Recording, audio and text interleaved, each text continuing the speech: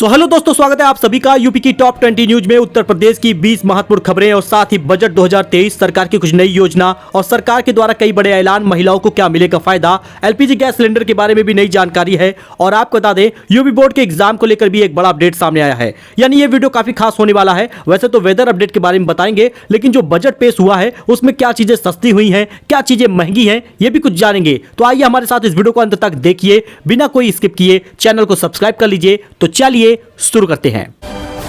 बात कर लेते हैं पहले खबर बजट से लेकर। तो जी हां, इनकम टैक्स स्लैब में 7 लाख रुपए तक की छूट रहेगी। पुराना सिस्टम क्यों अपनाएंगे लोग, इसको भी आप जान लीजिए। दरअसल दोस्तों, वित्त मंत्री निर्मला सीतारमण ने बजट पेश कर दिया है, जहां नौकरी पेशा लोगों के लिए बड़ी राहत की बात है। निर्मला सीतारमण ने टैक्स में बड़ी छूट का ऐलान किया है। वित्त मंत्री निर्मला सीतारमण ने टैक्स को लेकर कहा है, अब 7 लाख रुपए तक की सालाना कमाई पर कोई भी टैक्स नहीं देना होगा।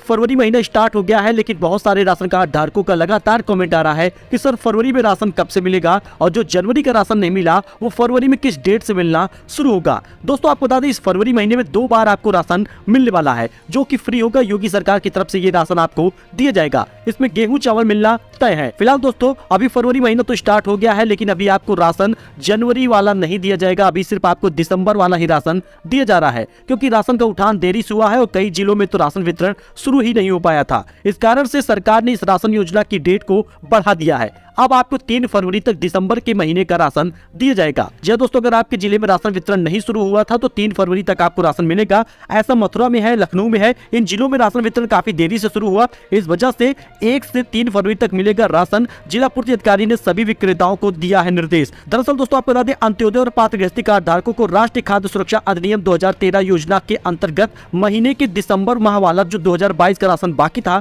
वो अब आपको निःशुल्क दिया जा रहा है। ये माह फरवरी 2023 में 1 से 3 फरवरी तक दिया जाएगा, यानी इसकी डेट कुल मिलाकर 3 दिनों के लिए बढ़ा दी गई है।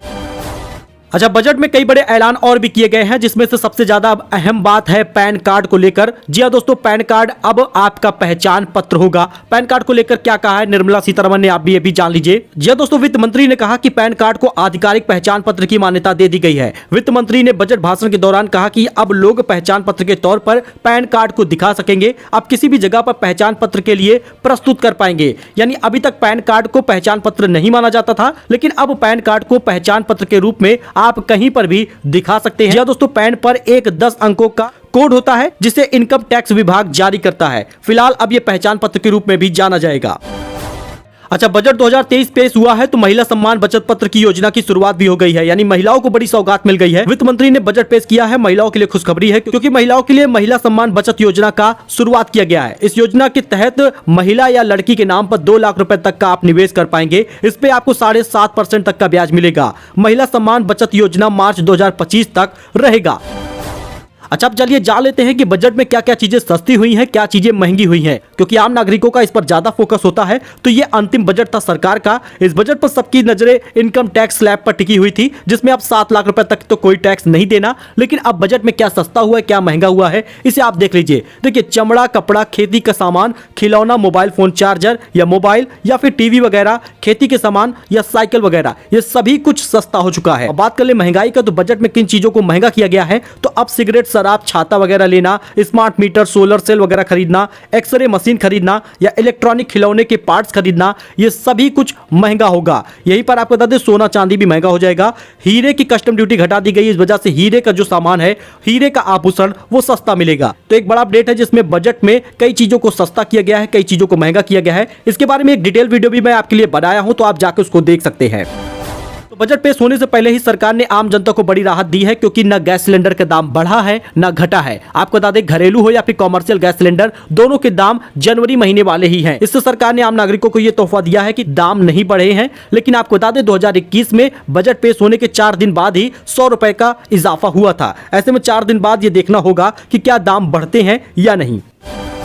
वहीं पर गर्व से कहो हम शूद्र हैं, सपा मुख्यालय के बाहर लगा पोस्टर। मानस विवाद पर 2-2 हाथ करने के लिए तैयारी में है अखिलेश यादव। जी हां दोस्तों, सपा प्रमुख अखिलेश यादव के बयान के बाद अब यूपी में जातिगत राजनीति गरमाने लगी है। आज लखनऊ में समाजवादी पार्टी के कार्यालय के बाहर एक पोस्टर लगाया गया है, जो अब सत्ता के गलियारों में चर्चा का विषय बन गया है। दरअसल दोस्तों, हिंदू धर्म ग्रंथ रामचरितमानस पर सपा नेता स्वामी प्रसाद मौर्य की टिप्पणी के बाद शुरू हुआ विवाद अब गहराता नजर आ रहा है। इस बीच आपको बता दें, पोस्टर पर लिखा मिला, गर्व से कहो हम शूद्र हैं। इसमें ऊपर की ओर जय शूद्र समाज और जय संविधान प्रावधान भी लिखा है। तो एक बड़ा अपडेट है इसके बारे में, हालांकि आपका क्या मानना है कमेंट करके जरूर बताएं।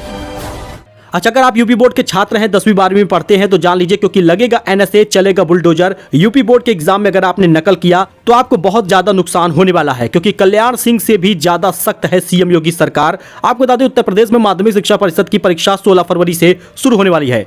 इन परीक्षाओं के लिए सरकार ने खास तैयारियां कर ली हैं। परीक्षाओं में सख्ती के लिए तमाम निर्देश जारी किए गए हैं। सरकार के निर्देशों के मुताबिक नकल में शामिल स्टूडेंट पर एनएसए के तहत कार्रवाई होगी। इसके अलावा परीक्षा केंद्र निरीक्षक और कक्ष निरीक्षक के ऊपर भी गंभीर धाराओं में मुकदमे कराए जाएंगे। यानी कि इस बार जो अगर आप एग्जाम देने जा रहे हैं 10वीं 12वीं का, तो काफी ज्यादा कड़ाई होने वाली है। और अगर आप नकल करते पाए गए तो आपके ऊपर एनएसए लागू होगा और संपत्ति पर बुलडोजर चल सकता है। यह बड़ा अपडेट आज तक पर, एनबीटी पर, दैनिक भास्कर पर, अमर उजाला पर, सभी जगहों पर है। तो इस बात को छात्र सीरियसली ले।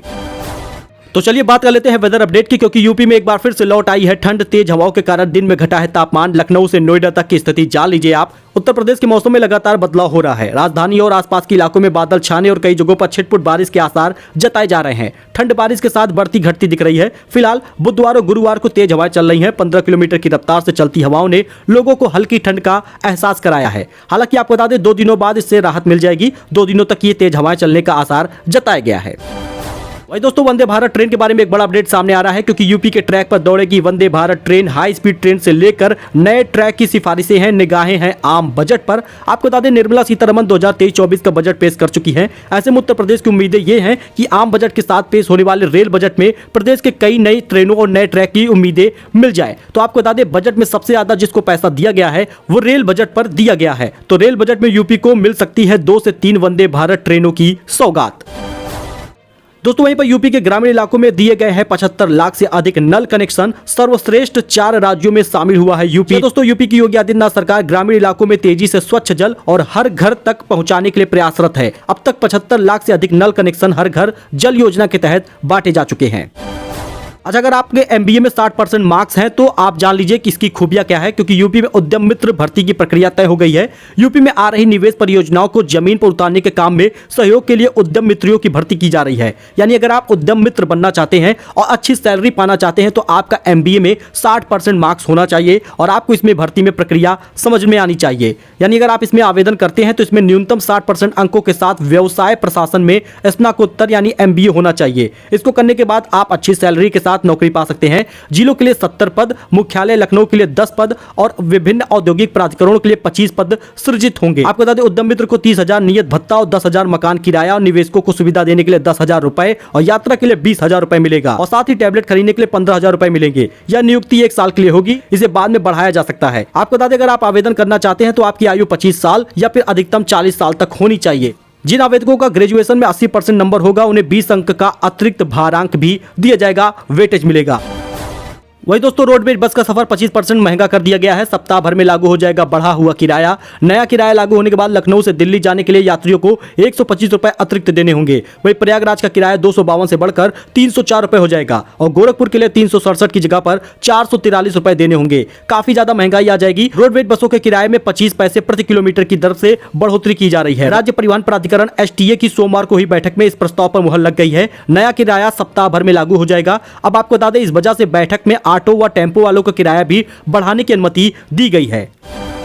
अच्छा, अगर आप किसान धारक हैं तो आपको एक बड़ा झटका लगेगा, क्योंकि आपको बता दें, यूपी में 12 लाख किसानों को नहीं मिलेगा 13वीं किस्त का पैसा। 12 लाख किसान एक बार फिर से बाहर हो जाएंगे क्योंकि उन्होंने ई-केवाईसी नहीं कराई। और आपको बता दें, उत्तर प्रदेश के 12 लाख किसान अपने बैंक खाते में आधार का ई-केवाईसी न कराने की वजह से और प्रधानमंत्री किसान सम्मान निधि का लाभ न पाने की वजह से वंचित रहेंगे। 12 लाख किसानों को अपने बैंक खाते में आधार से न जुड़ पाने की वजह से यह गंभीर स्थिति बनी हुई है। आपको बता दें, इसी फरवरी के दूसरे सप्ताह में 13वीं किस्त का पैसा आने का कंफर्म डेट है। अच्छा, इसके साथ ही बजट में एक बड़ा ऐलान और किया गया है। जमानत का पैसा न होने पर नहीं काटनी होगी जेल। मोदी सरकार ला रही है ऐसा प्लान। केंद्र सरकार ने इस बार बजट में गरीब कैदियों के लिए बड़ी सौगात दी है। वित्त मंत्री ने संसद में बजट भाषण के दौरान ऐलान किया है कि पैसे की कमी के कारण जो गरीब कैदी जमानत या जुर्माने की रकम अदा नहीं कर पाते, केंद्र सरकार ऐसे कैदियों की मदद करते हुए उनकी रकम भरेगी। दरअसल दोस्तों, आपको बता दें, कुछ कैदी ऐसे होते थे जिनका जमानत का पैसा न होने पर उन्हें जेल जाना होता था, लेकिन अब जमानत का पैसा न होने पर सरकार भरेगी, आपको जेल नहीं जाना पड़ेगा। सो फिलहाल दोस्तों इतना ही। मिलते हैं नई जानकारी में नए अपडेट के साथ। वैसे आपको वीडियो पसंद आया हो तो लाइक कीजिएगा, अपने दोस्तों के साथ शेयर कीजिएगा। मिलते हैं, फिलहाल के लिए इतना ही। धन्यवाद।